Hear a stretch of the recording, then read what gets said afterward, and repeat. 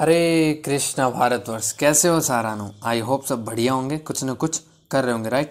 सो आज हम डिस्कस करने वाले हैं इंडियन हिस्ट्री क्वेश्चन सीरीज। जी हाँ, आज हम इंडियन हिस्ट्री के टॉप 30 क्वेश्चन का डिस्कस करने वाले हैं। कहने को टॉप 30 है, लेकिन इसमें हम एडिशनल इन्फॉर्मेशन पे भी जाएंगे तो लगभग टॉप 50 क्वेश्चन होंगे। सो ये जो सेशन है इसमें हिस्ट्री के तीनों पोर्शन ऐड किए जाएंगे। बात करूँ medieval history, ancient history and modern history. So ये जो सेशन है एसएससी रेलवे के लिए फुल्ली डेडिकेटेड है एंड अदर गवर्नमेंट एग्जाम जिसमें इंडिया जीके का मोस्ट ऑफ क्वेश्चन में देखा जाता है रोल होता है, उन सब के लिए इंपॉर्टेंट है। सो बढ़ते हैं सेशन की और without wasting any time let's get started. First question हमारी स्क्रीन के सामने है कि भारत को इंडिया नाम किसने दिया। जी हाँ, भारत को इंडिया नाम किसने दिया था, तो याद रखना इसका आंसर हो जाएगा यूनानियों ने। जी हाँ, यूनानियों ने भारत को इंडिया कहा। और ये इस क्वेश्चन को थोड़ा सा अलग इस तरह भी पूछा जाता है कि भारत को इंडिया नाम से किसने सर्वप्रथम पुकारा, तो याद रखना यूनानियों ने। या भारत को इंडिया नाम किसने दिया, तो भी यूनानियों ने।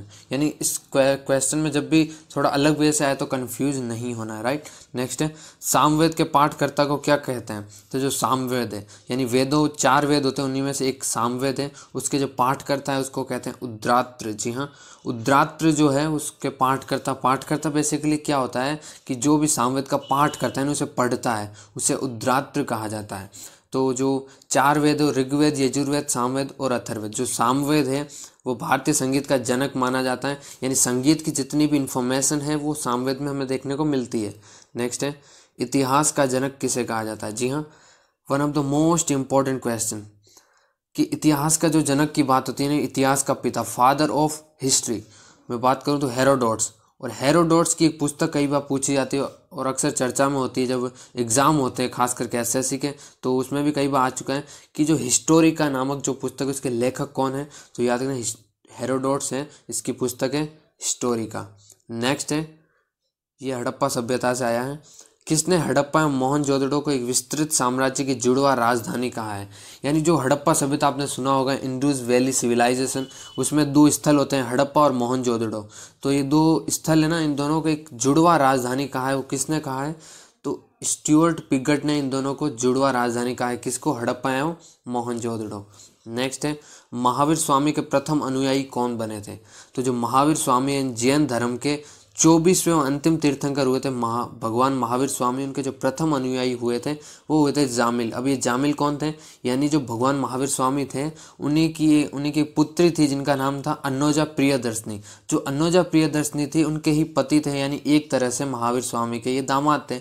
तो ये भी ध्यान रखना कि इस तरह पूछा जा सकता है कि महावीर स्वामी के प्रथम अनुयायी कौन बने, तो ऑप्शन है दामाद, ऐसा भी देखने को, यानी रिश्ते भी पूछे जा सकते हैं, याद रखना दामाद करेक्ट आंसर हो। दामाद कौन थे, जामिल। नेक्स्ट है किस पुस्तक में चंद्रगुप्त मौर्य के लिए व्रसल शब्द का प्रयोग किया गया, यानी ऐसी कौन सी पुस्तक है जिसमें चंद्रगुप्त मौर्य जो है उसके लिए व्रसल शब्द का प्रयोग किया गया है, तो याद रखना मुद्रा राक्षस। जी हाँ, मुद्रा राक्षस जो है पुस्तक है ये विशाख दत्त द्वारा लिखी गई है, इसमें व्रसल शब्द आया है चंद्रगुप्त मौर्य के लिए। अब ये ध्यान रखना कि इस व्रसल शब्द का अर्थ क्या होता है ना, तो इसका जो अर्थ होता है वो ये होता है कि निम्न कुल में उत्पन्न जो व्यक्ति होता है उसके लिए व्रसल शब्द का प्रयोग किया जाता है। और यही व्रसल शब्द चंद्रगुप्त मौर्य के लिए विशाख दत्त ने अपनी पुस्तक मुद्रा राक्षस में किया है। नेक्स्ट है गांधार एवं मथुरा शैली का विकास किसके शासनकाल में हुआ था, तो जो गांधार एवं मथुरा शैली है उसका विकास कनिष्क के शासनकाल में हुआ था। और हम कनिष्क के बारे में पिछली लास्ट वीडियो हमने बहुत सारा डिस्कस किया था कि जो कनिष्क है उसके समय में ही चतुर्थ बौद्ध संगीति का जो उस समय शासन चल रहा था कनिष्क था, और कनिष्क जो है वो जैन धर्म का अनुयायी था। सो ये सब हमने बताया था आपको। सो नेक्स्ट है शुंग शासकों ने, जी हाँ, शुंग वंश ने भी राज किया है। तो वो शुंग शासक जितने भी थे उनने अपनी जो राजधानी कहाँ पर स्थापित की थी, तो जो शुंग शासक उन्होंने अपनी राजधानी बनाई थी विदिशा को। जी हाँ, विदिशा को अपनी राजधानी बनाई थी। नेक्स्ट है गुप्त काल में वृद्ध वेश्याओं को क्या कहा जाता था, तो जो गुप्त काल में वेश्याएं थी यानी वृद्ध वेश्याएं, अगर यहाँ पे वेश्याएं शब्द आती है तो याद रखना गणिका होता उसका आंसर। जी हाँ, गणिका। लेकिन यहाँ पर एक शब्द आया वृद्ध। जी हाँ, यहाँ से क्वेश्चन थोड़ा सा अलग वे से मुड़ जाता है, तो आपका कुट्टनी आंसर होना चाहिए। जो वृद्ध वेश्याएं हैं उनको कहा जाता था उस काल में, यानी गुप्त काल में कुट्टनी। अगर आता है सिर्फ वेश्याओं को तो याद रखना आपका आंसर होना चाहिए गणिका। जी हाँ। नेक्स्ट है बोधि वृक्ष को किसने कटवाया था?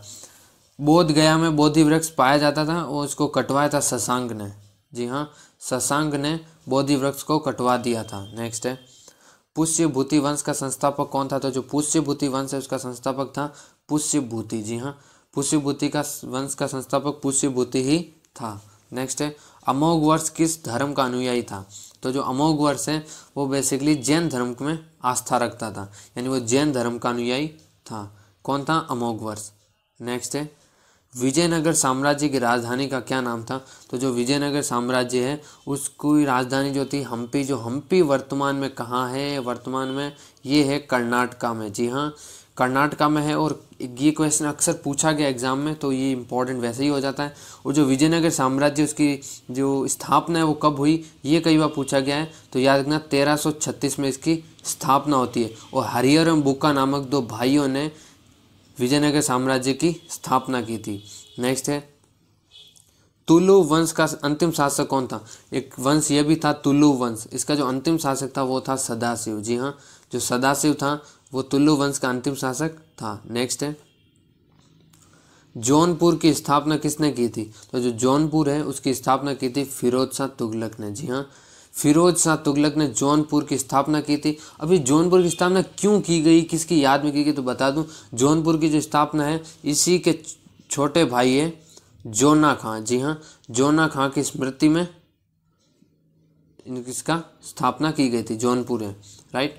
नेक्स्ट है कि जो कबीरदास जी, जी हाँ, कबीरदास जी की जो वाणी है उसकी उनका जो संग्रह है वो किस नाम से संग्रहित है? तो जो कबीरदास जी की जो वाणी का संग्रह है वो बीजक नाम की वाणी से, एक बीजक नाम से नाम है उसमें संग्रहित है। ये ध्यान रखना, ये अक्सर क्वेश्चन पूछा जाता है। नेक्स्ट है, शेरशाह सूरी का मकबरा कहाँ स्थित है? जी हाँ, जो शेरशाह सूरी उसका मकबरा सासाराम बिहार में स्थित है। अगर पर्टिकुलर स्टेट पूछे तो बिहार हो जाएगा, स्थान पूछे तो आपकी लोकेशन होनी चाहिए सासाराम। जी हाँ। नेक्स्ट है, दास प्रथा का अंत कब किया गया था? तो जो दास प्रथा है उसका अंत किया गया था 1562 ईस्वी में। और इस समय जो शासन कर रहे थे वो थे सम्राट अकबर, मुगल सम्राट अकबर थे उस समय। नेक्स्ट है, किस मुगल शासक के काल को हिंदी साहित्य का स्वर्ण काल कहा जाता है? जी हाँ, ऐसा कौन सा शासक, मुगल शासक में कौन सा शासक रहा है जिसका हिंदी साहित्य का स्वर्ण काल कहा जाता है उस युग को? तो याद रखना, अकबर। जी हाँ, अकबर के शासन काल को हिंदी साहित्य का स्वर्ण काल कहा जाता है। नेक्स्ट है, जहांगीर के मकबरे का निर्माण किसने करवाया था? तो जो जहांगीर के मकबरे का निर्माण करवाया था वो करवाया था नूरजहां ने। जी हाँ, नूरजहां ने जहांगीर के मकबरे का निर्माण किया था, करवाया था वैसे। नेक्स्ट है, संभाजी महाराज, संभाजी महाराज ने अपना सलाहकार किसे नियुक्त किया था?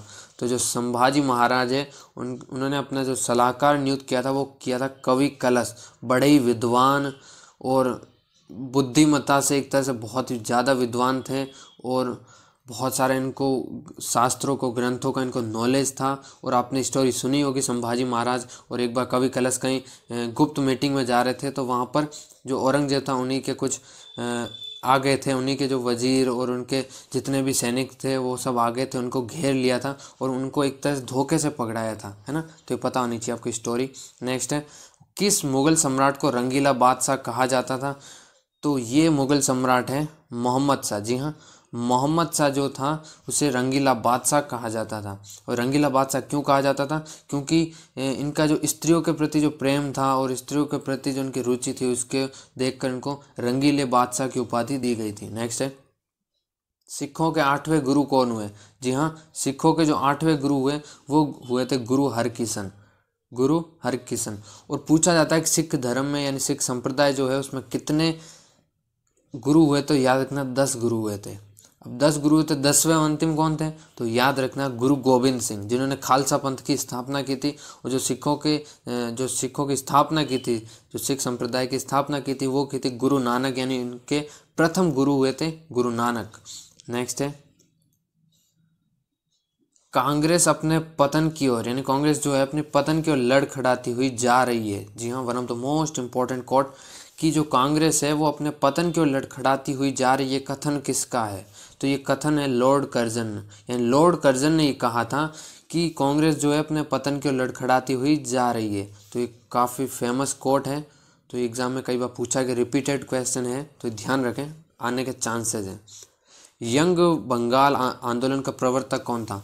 तो यंग बंगाल आंदोलन का जो प्रवर्तक था वो था विवियन डेरिजियो। जी हाँ, जो ये विवियन डेरिजियो था, इन्होंने यंग बंगाल आंदोलन के स्थापना की थी, यानी प्रवर्तक ये माने जाते हैं। नेक्स्ट है, अभिनव भारत संस्था के संस्थापक कौन थे? तो जो अभिनव भारत संस्था, उसके संस्थापक थे विनायक दामोदर सावरकर। जी हाँ, विनायक दामोदर सावरकर अभिनव भारत संस्था के संस्थापक माने जाते हैं, ये ध्यान रखना। नेक्स्ट है, ये काफ़ी फेमस बुक है। जी हाँ, सत्यार्थ प्रकाश की मैं बात कर रहा हूँ। सत्यार्थ प्रकाश नामक पुस्तक के लेखक कौन थे? तो जो सत्यार्थ प्रकाश नामक पुस्तक है, इसके लेखक थे स्वामी दयानंद सरस्वती। स्वामी दयानंद सरस्वती सत्यार्थ प्रकाश के लेखक हैं। नेक्स्ट है, रूहेला का युद्ध कब लड़ा गया था? देखिए, हिस्ट्री की अगर मैं बात करूँ तो मोस्ट ऑफ केसेज आपको युद्ध सारे याद होने चाहिए, जितने भी इंपॉर्टेंट युद्ध रहे, चाहे वो बात करूँ बक्सर का युद्ध रहा हो, चाहे हल्दी घाटी का युद्ध रहा हो, चाहे खातौली का युद्ध रहा, चाहे पानीपत के तीनों युद्ध रहे हो, सारे इंपॉर्टेंट है। तो रूहेला का जो युद्ध है वो 1774 ईस्वी में लड़ा गया था। कब लड़ा गया था? 1774 में, ये पता होना चाहिए आपको। तो रूहेला का युद्ध से इतनी इंपॉर्टेंट नॉलेज नहीं है। सो नेक्स्ट है, भारत में प्रथम सांध्य समाचार पत्र कौन सा था? तो जो भारत का प्रथम सांध्य समाचार पत्र था वो था मद्रास मेल। जी हाँ, मद्रास मेल भारत में प्रथम सांध्य समाचार पत्र था। नेक्स्ट है, सांस्कृतिक उपलब्धि के कारण किस युग को भारतीय इतिहास का स्वर्ण युग कहा जाता है? तो सांस्कृतिक उपलब्धि के कारण ऐसा कौन सा युग था जिसे भारतीय इतिहास का स्वर्ण युग कहा जाता है? तो वो था गुप्त काल। जी हाँ, गुप्त काल को सांस्कृतिक उपलब्धि बहुत हुई थी इस समय। बात करें संस्कृति या सभ्यता में अगर किसी ने सबसे ज़्यादा झुकाव दिया है तो वो गुप्त काल रहा है, और उसी के काल को स्वर्ण युग कहा है वो भारतीय इतिहास में, राइट। सो ये काफ़ी ज़्यादा इंपॉर्टेंट क्वेश्चन है। सो सेशन कैसा लगा कमेंट करके ज़रूर बताएं। सो आज के लिए बस इतना ही। Till then have a nice day, bye bye, take care.